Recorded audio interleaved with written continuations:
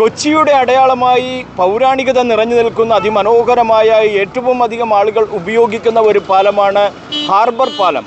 പഴയ തോപ്പുംപടി പാലം ഇന്ന് വളരെ മനോഹരമായി ഇതിൻ്റെ പ്രവേശന കവാടമെല്ലാം സ്റ്റീലിൻ്റെ കൈവരികളൊക്കെ പണിതുകൊണ്ട് കൈവരികൾക്ക് സമീപം അലങ്കാര വിളക്കുകൾ സ്ഥാപിച്ച് മനോഹരമാക്കിയിട്ടുണ്ട്. എന്നാൽ പാലത്തിലേക്ക് കടന്നു കഴിഞ്ഞാൽ പാലത്തിൻ്റെ അവസ്ഥ വളരെ ശോചനീയമായ സ്ഥിതിയാണ്. പാലത്തിൽ മുഴുവൻ കുഴികൾ നിറഞ്ഞിരിക്കുന്നു. ഒപ്പം തന്നെ പാലത്തിലുള്ള വിളക്ക് കാലുകൾ അതെല്ലാം വെറും നോക്കുകുത്തികളായി മാറിയിരിക്കുകയാണ്.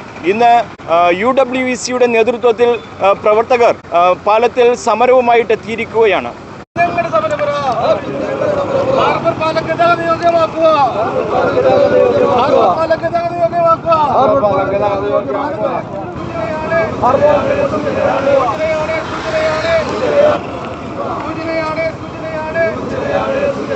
ഹാർബർ പാലമാണ്.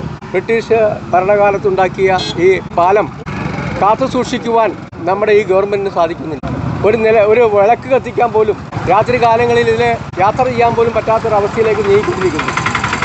റോഡാണെങ്കിൽ പൊട്ടിപ്പൊളിഞ്ഞിരിക്കുന്നു. പല പ്രാവശ്യം ഇവിടെ സമരം ചെയ്തു. ഓൾ ഇന്ത്യ അൺഓർഗനൈസ്ഡ് വർക്കേഴ്സ് കോൺഗ്രസിൻ്റെ നേതൃത്വത്തിൽ പല പ്രാവശ്യമായി ഇവിടെ സമരം ചെയ്തു. സമരം ചെയ്ത് പിറ്റേ ദിവസം അവിടെ വന്ന് കുറച്ച് മണ്ണിട്ട് മൂടി മഴ പെയ്തപ്പോൾ ഒലിച്ചുപോയി.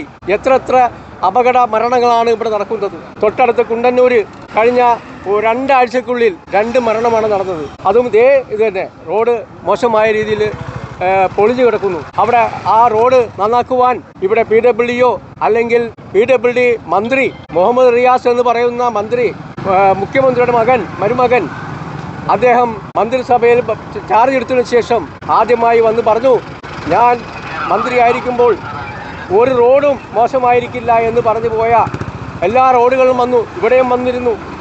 പാലത്തിലൂടെ സഞ്ചരിക്കാൻ പറ്റാത്ത രീതിയിലുള്ള ബുദ്ധിമുട്ടുകൾ പണ്ട് കാലങ്ങളിൽ ഹാർബർ പാലം എത്ര സുന്ദരമായൊരു പാലമായിരുന്നു.